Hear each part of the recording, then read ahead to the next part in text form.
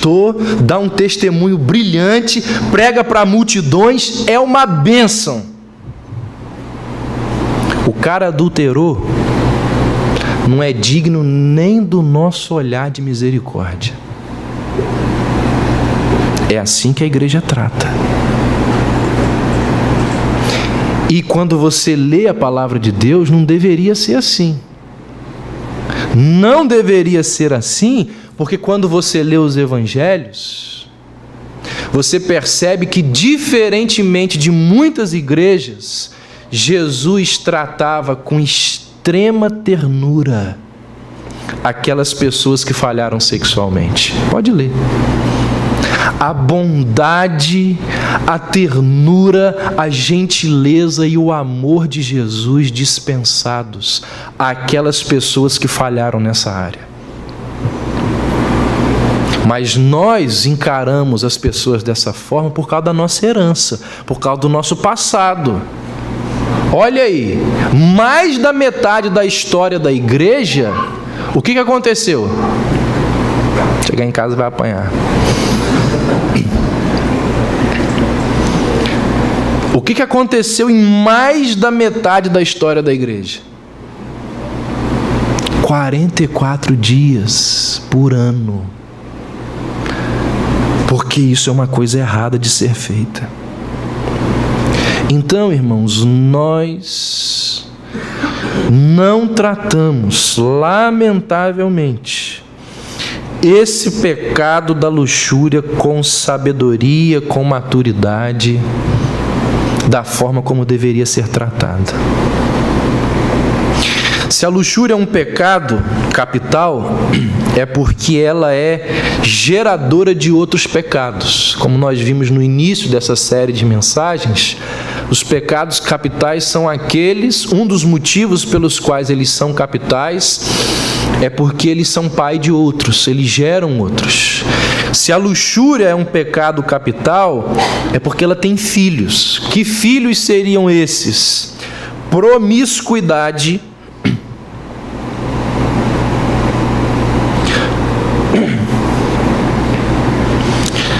quando eu dava aula, até o ano passado, eu me lembro dos meus alunos falando que eles iam numa festa, num show, e numa única noite eles ficavam com 8, 9, 10 pessoas. Promiscuidade, pornografia, adultério, incesto, sedução, sensualidade proibida, pedofilia, prostituição, estupro são filhos da luxúria. Algumas palavras importantes e finais sobre esse pecado. Primeiro, a Bíblia, ela valoriza a castidade. A Bíblia valoriza a castidade. Ou seja, aquelas pessoas que são solteiras, a Bíblia não olha para elas, ou a Bíblia não entende que a opção que elas fizeram de ficar solteiras, a Bíblia não olha para essa opção como ficar para titio ou ficar para titia. Essa expressão ficou para titio, ficou para titia, tem lá na sua base um certo preconceito, uma crítica, porque todo mundo tem que casar. Quem disse isso? A Bíblia não diz que todo mundo tem que casar. Inclusive, a gente vai ler um texto daqui a pouco sobre isso. Paulo diz assim, ó, se você não consegue se controlar lá com a sua namorada e o seu namorado, então é bom que se case.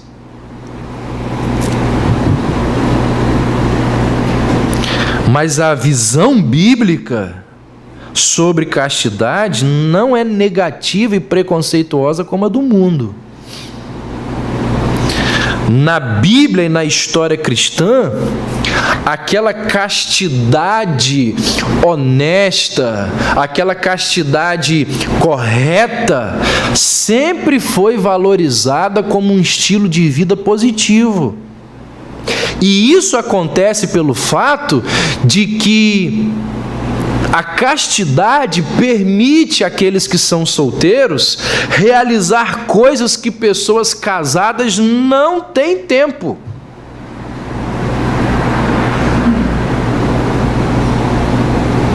Eu olho para aquela quantidade de livros em cima da minha mesa. Abro os sites de algumas igrejas e vejo lá centenas de mensagens para serem ouvidas. Tem vários livros das mais diversas áreas que eu gostaria de ler. Revistas com os artigos teológicos fantásticos para se ler. Mas eu não posso fazer nada disso, porque eu tenho que ficar vendo Backyardigans com meu filho.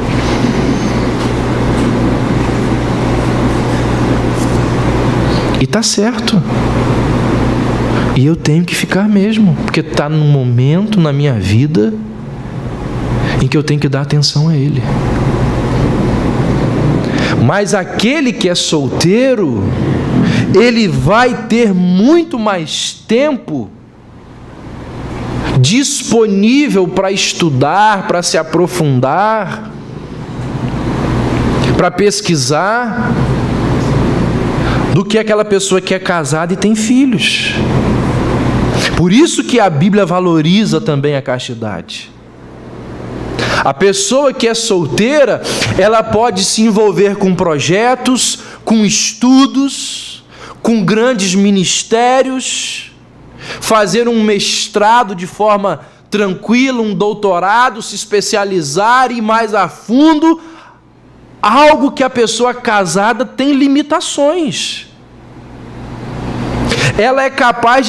A pessoa solteira, ela é capaz de se desenvolver na sua carreira de uma forma muito mais brilhante do que aquele que está casado ou casada.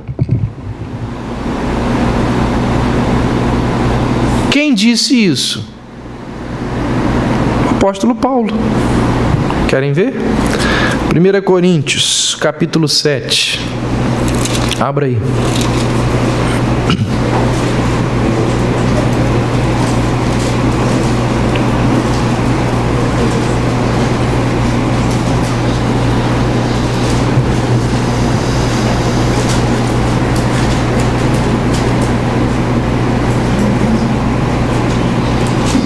Verso 32. O que realmente eu quero. Se você observar depois o contexto, desde o verso 25, Paulo está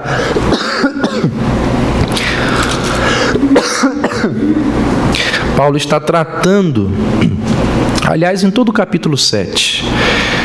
No capítulo 6 ele vem falando da sensualidade, ele vem condenando a sensualidade. A partir do verso 10 ele começa a falar da família. Depois, a partir do verso 25, ele vai falar de problemas relacionados ao casamento. E aí no verso 32 ele diz assim: o que realmente eu quero é que estejais livres de preocupações. Gente, quem é casado sabe a quantidade de preocupações que existe dentro de um casamento. Como minha esposa tem preocupações. Quem é solteiro não imagina, só depois que casa, a quantidade de tarefas, de responsabilidades, de preocupações que existe no matrimônio, no casamento. E Paulo está dizendo que realmente eu quero é que estejam livres de preocupações. Quem não é casado, olha como ele diz de forma clara, cuida das coisas do Senhor, de como agradar ao Senhor. Mas o que se casou, cuida das coisas do mundo, de como agradar a esposa. E o início do verso 34, e desta forma está dividido. Não tem tempo. Muitas coisas que deveriam e poderiam ser feitas, nós não temos tempo. Perguntaram a John Stott antes dele morrer, qual era o segredo do seu ministério, como que ele conseguiu escrever tantos livros, pregar em tantos países, ter um ministério tão abençoado. E ele disse que um dos segredos pelos quais ele alcançou o sucesso que teve, ele diz: eu nunca me casei.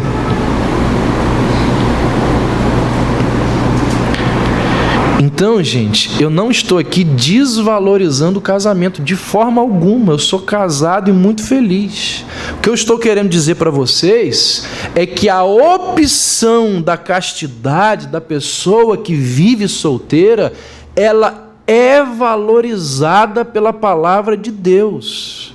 Aquele que é celibatário, ele é valorizado pela palavra de Deus. E num mundo como o nosso, permeado pela sexualidade, encharcado de sexo, aquele que fica para titi ou para titio, não é visto com bons olhos. No entanto, não é essa a visão da palavra de Deus. Segunda palavra final sobre essa questão do pecado da luxúria e da sexualidade. Fidelidade é sinônimo de desenvolvimento. Há um livro de um antropólogo chamado Sexo e Cultura. Esse camarada, ele estudou, pesquisou 86 culturas ou sociedades diferentes. E durante a sua pesquisa, esse camarada, que não é religioso, não tem ligação com nenhuma igreja ou religião, ele disse o seguinte: em minha pesquisa, não emito opiniões sobre o que é certo e o que é errado. Não faço julgamentos morais. Estou aqui apenas para constatar os fatos. E o que a sua pesquisa constatou? Ele chega ao final do livro e escreve ou mostra ali 3 constatações de toda a sua pesquisa. Primeiro, todas as sociedades estudadas, todas as 86 sociedades, elas possuíam uma ligação direta entre monogamia e o avanço da cultura. Aquelas sociedades estudadas que a monogamia não era valorizada, a cultura despencava. Mas onde a monogamia era valorizada, existia progresso, avanço. Segundo, a fidelidade sexual é o indicador mais importante da ascendência de uma sociedade. Corrobora com o que a gente acabou de mencionar no primeiro item. E terceiro, as maiores civilizações floresceram cultural e geograficamente durante o tempo em que a fidelidade conjugal era valorizada. Ou seja, sempre que os costumes sexuais eram relaxados, as sociedades entravam em decadência. Sabe o que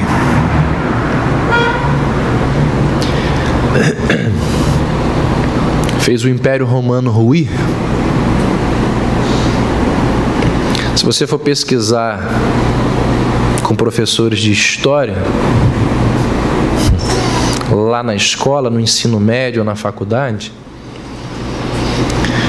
eles vão dizer acertadamente que o Império Romano ruiu por causa das invasões bárbaras. Os povos bárbaros, eles se uniram e foram lá destruindo pedaços, os mais diversos do Império Romano. Esse foi um motivo. O outro motivo foi que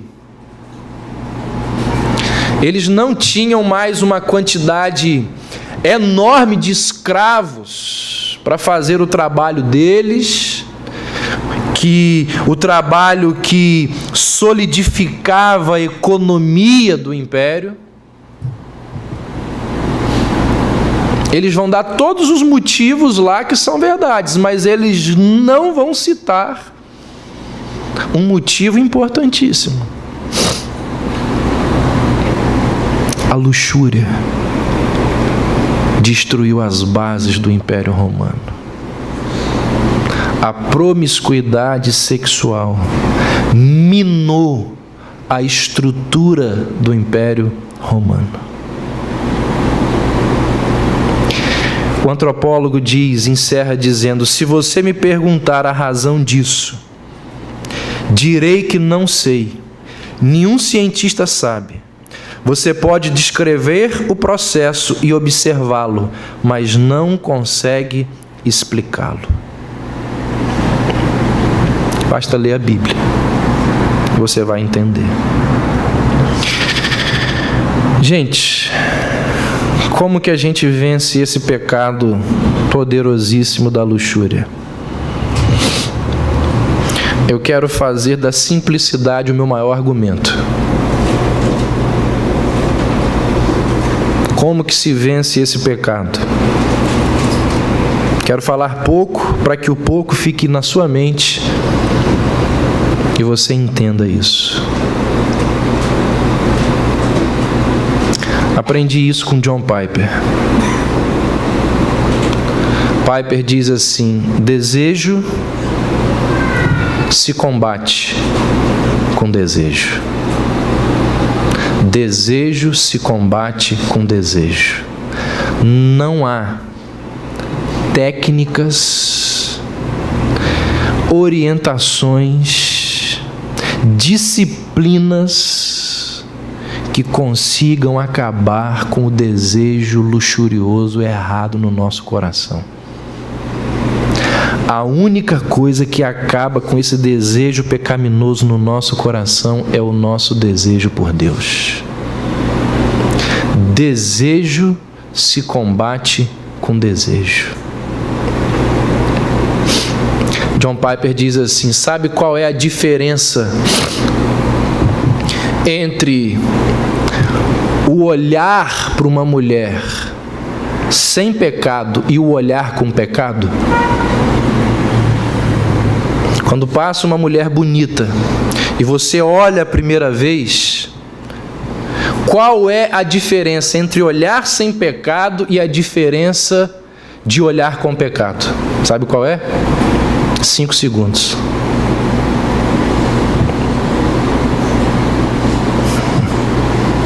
Cinco segundos. Você entendeu?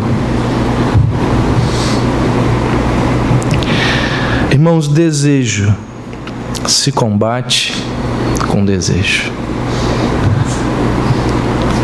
O menino está lá com os hormônios à flor da pele.